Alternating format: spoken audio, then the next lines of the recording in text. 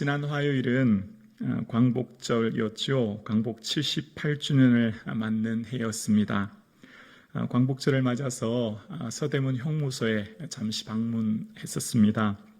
어린 자녀들과 함께 가족 단위로 오는 분들 계셨고, 또 의외로 외국인들이 참 많이 계시더라고요.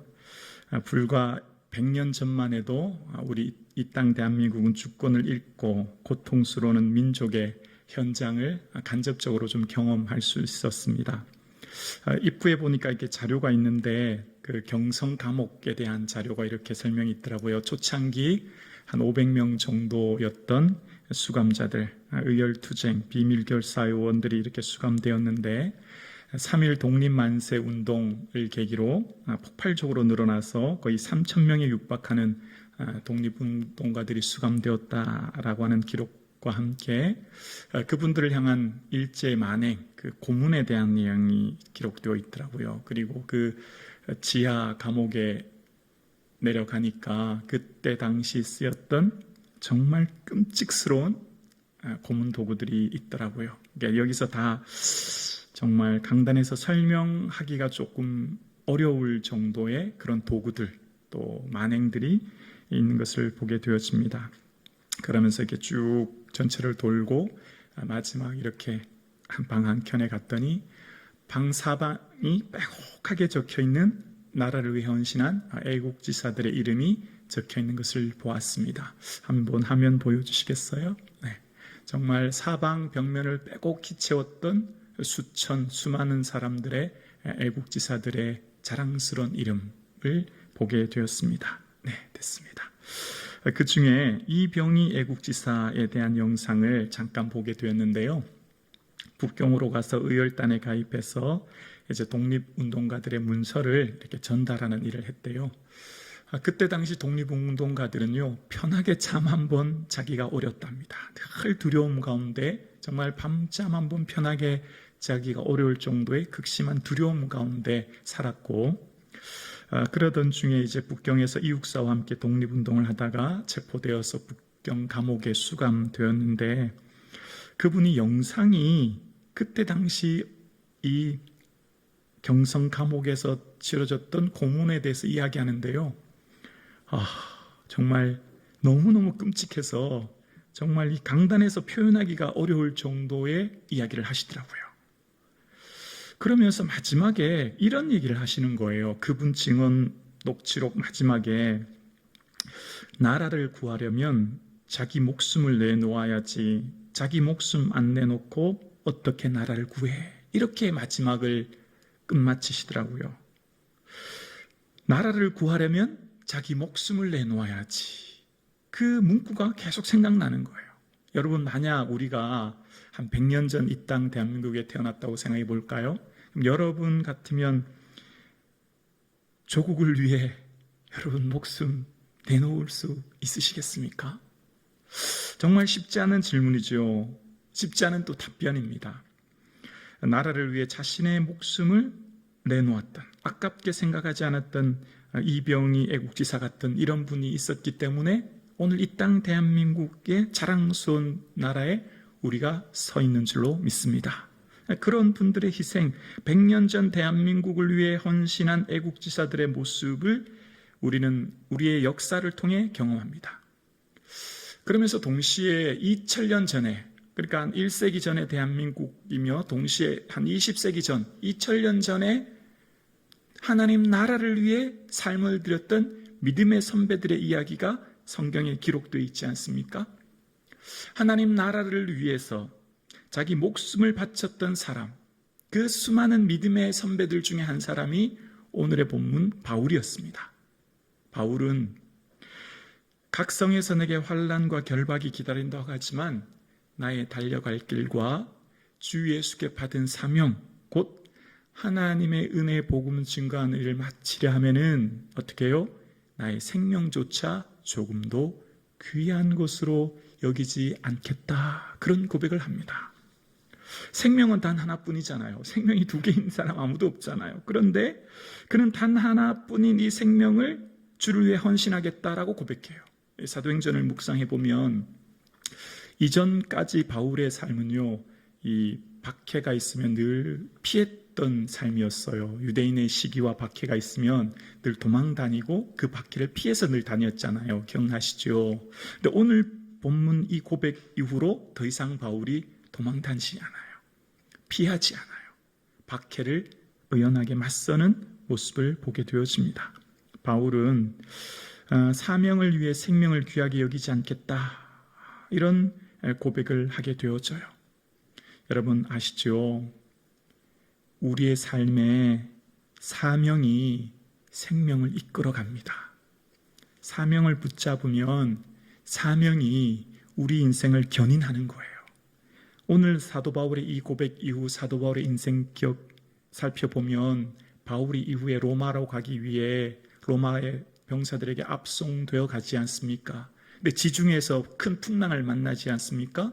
보름 가까이 아무 음식도 먹지 못한 채 해도 달도 보지 못하는 아주 흑암 가운데 고통스러워하는 그 가운데 바울이 죄수들과 군인들과 선원들에게 이런 말을 합니다. 여러분 안심하십시오. 여러분 중에 생명에는 아무런 손상이 없습니다.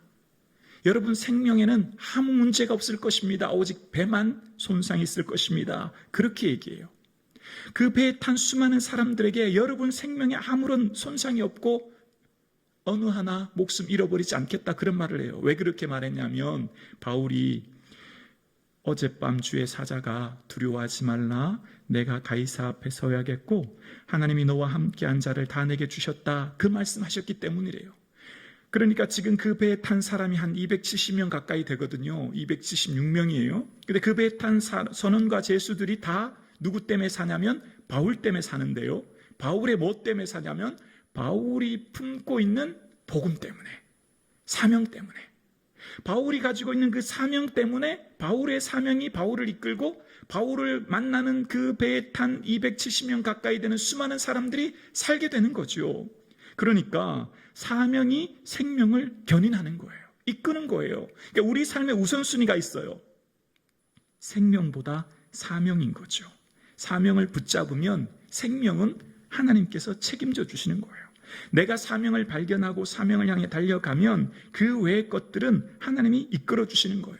그러니까 여러분, 그리스도인은요, 얼마나 더 오래 건강하게 살 것인가, 여기에 관심을 두는 게 아니에요.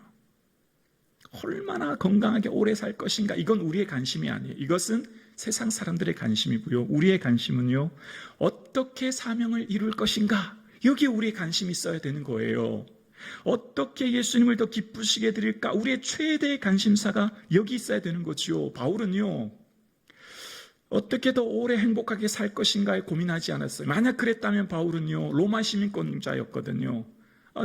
이후에 보면 백부장도 시민권을 돈 들여 샀다고 하는데, 그는 태어나면서부터 시민권을 가진, 지중해와 아프리카와 유럽의 그 넓은 영토를 가진 로마의 시민권이 어디든 가도 특권을 누릴 수 있는 그는요, 그걸 누리며 살려고 하지 않았어요.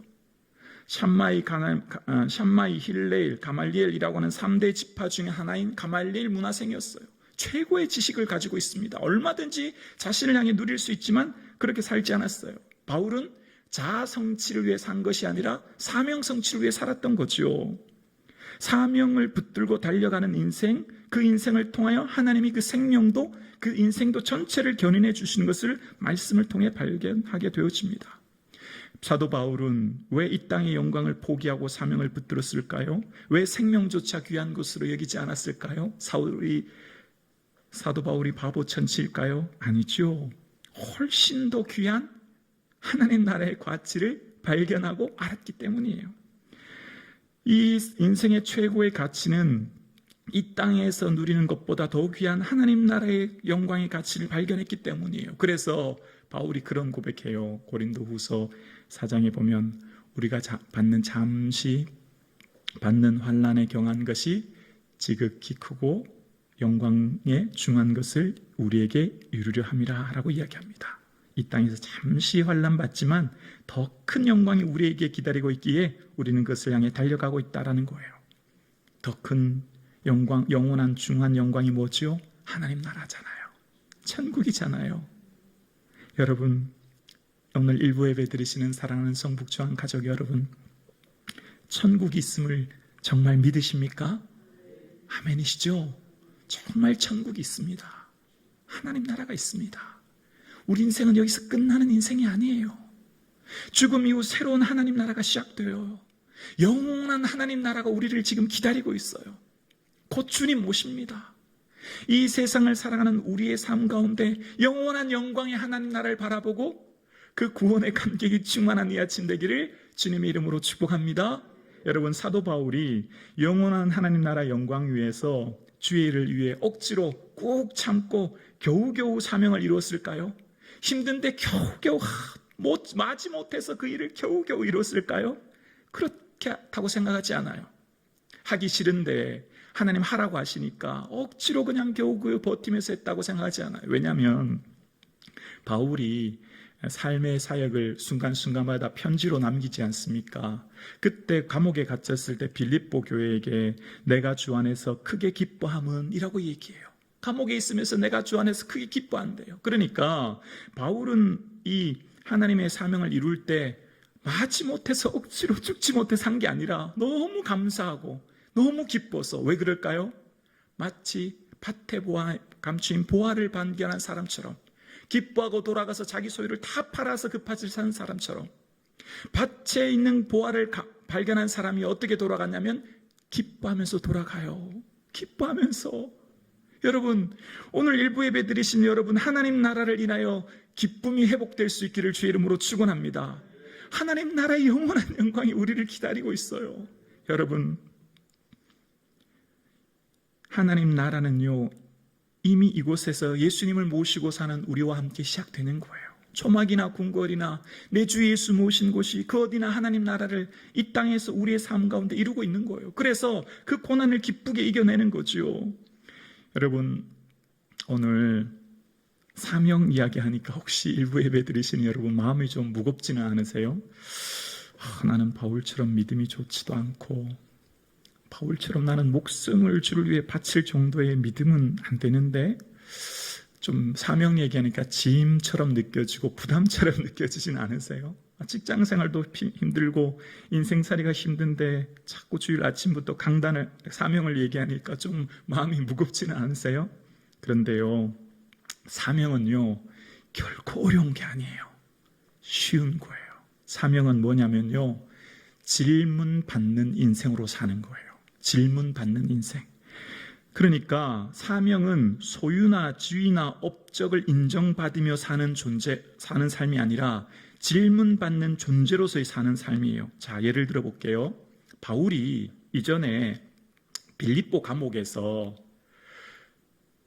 귀신 쫓는 여종을 쫓아내고 감옥에 갇혔죠. 그때 바울에게 달려와 간수가 뭐라고 말하냐면, 선생님, 내가 어떻게 하여야 구원을 얻으리까? 질문하죠. 질문. 선생님, 당신을 보니 당신은 보통 사람이 아닌 것 같습니다. 감옥에서 그 수많은 고난을 당하고 매를 맞고 옷이 찢어지는 고통 가운데 있는데 어떻게 당신은 그렇게 찬양합니까? 어떻게 그렇게 기도할 수 있습니까? 내가 당신을 보니 당신 안에 있는 분이 분명히 계신데 궁금합니다. 질문하죠. 사명은 다른 것이 아니에요. 질문받는 인생으로 사는 거예요. 바울의 사역의 삶 가운데 힘들고 어려운 삶의 순간마다 기뻐요. 왜 기뻤을까요? 그 안에 예수님 계셨거든요. 하나님 나라 바라봤거든요. 이 세상이 끝이 아닌 걸 알았거든요. 그래서 삶의 고난이 영광이 되는 것을, 칭찬이 되는 것을, 상금이 되는 것을 그는 알았기 때문에 빌립보 지하 감옥에서도 찬송하게 되었고, 그래서 간수가 어떻게 하면 됩니까? 질문하죠. 사명은 다른 게 아니에요. 질문받는 인생으로 사는 거예요. 과장님은 뭐가 그렇게 좋길래 항상 즐거워하세요? 이웃집 아줌마가 여러분을 보면서 아줌마는 무슨 좋은 일이 있길래 늘 그렇게 싱글벙글 하세요? 길동이 엄마는 집에 무슨 좋은 일이 있어? 항상 콧노래를 부르네? 기쁘게 사는 거예요. 기쁘게. 왜요? 우리 안에 있는 예수님 계시기 때문에. 그래서 사람들이 어떻게 당신은 그렇게 기쁘게 사세요? 뭐 좋은 일 있으세요? 집안에 뭐 즐거운 일 있으세요? 그렇게 질문받는 거. 이게 사명이에요. 우리가 방금 전에 말씀드렸던 무슨 애국지사들처럼 거창하게 나라를 구해야 된다거나 하나님 나라를 구해 생명을 드려야 된다니까 하나님 여러분에게 전 재산을 바쳐라, 삶을 들여서 뭐 최선을 다해 봉사라, 그런 것 요구하는 건 하나님이 아니에요. 기쁘게 사는 거예요. 내가 얼마나 소중한지를 기억해라. 내 안에 있는 보배이신 예수님으로 인하여 기뻐하는 것. 할렐루야. 기쁘지 않을 수 없잖아요. 하나님이 우리와 함께 하시는데. 그래서 일상의 삶의 순간마다 출근해서 사무실에 출근한 직원들에게 기쁘게 인사하고, 이대리 잘 지냈어? 기쁘게 인사하고, 저 과장님은 항상 기뻐. 저 과장님 뭔가 있는 것 같아. 항상 먼저 인사하고 반갑게 사는 것. 사명은요, 잘 웃는 거예요. 잘 웃는 거. 어려운 게 아니에요. 잘 웃는 게 사명이에요. 왜요? 내 안에 기쁨이 흘러넘치니까 웃음을 숨길 수가 없는 거예요. 가난과 사랑을 숨길 수 없듯이 우리 안에 있는 은혜를 숨길 수 없는 거예요. 제 아들 둘째 녀석이 북한군도 무섭다고 하는 사춘기입니다. 중학교 1학년이거든요. 둘째가. 말이 별로 없어요. 밥을 먹어도 말이 별로 없고 항상 방에 들어가 있고, 한비 엄마 그런 얘기를 하는 거예요. 아침에 나갈 때 그래도 뒤를 돌아보고 손을 한번 이렇게 흔들고 가면 애 엄마 마음이 좀 편하대요. 근데 그냥 가면 또 고민이 된대요. 야, 또 뭐가 일이 있나. 제가 이제 성도님들 이렇게 섬기다가 저 예배 마침 뒤에서 인사하잖아요. 인사하면 이제 성도님들 얼굴을 짧은 시간이지만 그래도 다 보거든요. 근데 이렇게 밝게 인사하고 나가시면 마음이 편해요. 근데 별로 인상을 웃지 않고 인상을 쓰고 악수도 별로 하는 것 마는 것 지나가면 일주일 내에 생각해요. 그 권사님이 무슨 일이 있나, 장로님이 무슨 일이 있나. 인상 쓰면요, 주변의 사람들이 마음이 힘들어요. 웃으면요, 주변의 사람이 너무 행복해져요. 웃는 게 사명입니다. 할렐루야. 어려운 게 아니에요. 목숨 바쳐라, 전재산 바쳐라, 온몸 다해 헌신하라, 그런 거 아니에요. 하나님 우리에게 할 수 없는 것 요구하시는 분이 결코 아니에요. 우리의 삶 가운데 매 순간순간마다 기쁨으로 사는 것. 여러분, 어제 여러분이 복권을 사셨는데 알고 보니까 10억에 당첨이 됐네? 밥을 먹어도 좋고 자다가도 깨 일어나도 좋고, 사람들이 길동이 엄마 뭐 좋은 일 있어? 좋은 일 있죠. 10억 복권 당첨됐는데. 여러분, 우리가 10억 복권 당첨된다고 비교할 수 있겠습니까? 예수님 우리와 함께하고 계시고 저 천국을 우리가 소유하고 계고 그 하나님 나라를 지금 이 땅에서 맛보고 사는데, 세상 천부를 주어도 온 우주를 줘도요 예수님 못하고 바꿀 수 없어요. 예수님 살 수 없어요. 지금 여러분 예배 드리죠. 이게 얼마나 어려운 건지 몰라요. 여러분, 아무나 이렇게 예배 못 드려요. 왜요? 우리에게 있는 믿음은요, 금보다 더 귀한 믿음이거든요. 돈 억만금 줘보세요. 이 자리에 1시간 앉아 예배 드릴 수 있나? 정말 어려운 거예요. 그럼 우리는 예배를 사모하고 오잖아요. 예배 자리를 기쁘게 찾아오잖아요. 왜요? 하나님 나라가 있음을 알기 때문에. 이 시간 주님을 만나며 주님께 찬송을 돌리고 영광 돌리는 걸 우리는 믿기 때문에. 할렐루야. 이게 우리의 사명이에요. 우리에게는 영원한 한 나라가 있는 줄로 믿습니다. 표정이 별로 안 기쁜 성도님이 한두 분 계시는데 그렇지 않죠. 여러분, 지옥의 고통을 우리는 압니다. 지옥 가지 않은 게 얼마나 큰 기쁨이에요. 여러분, 한두 시간 찜질방 가도 그렇게 더운데, 병원에 가서 하루 이틀 있어도 그렇게 힘든데, 영원한 지옥에서 건진받았는데 여러분, 기쁘지 않을 수 없잖아요. 영원한 하나님 나라의 영광이 있는데, 나의 모든 보화는 저 천국에 쌓였네. 나의 평생 자랑은 주의 십자가로다. 주의 보혈 흐르는데 믿고 뛰어나가 주의 은혜 내가 입어 깨끗하게 되었네. 우리의 평생 자랑은 예수님인 줄로 믿습니다. 평생 자랑은 예수님이에요. 이 세상의 자랑은 잠시 잠깐 다 사라질 거예요. 다 쇠하고 썩고 결국 주님 앞에 서면 우리의 자랑은 예수님이십니다. 할렐루야. 예수님이 너무 좋습니다. 예수님이 계셔서 너무 행복합니다. 예수님이 내게 기쁨이요 자랑입니다.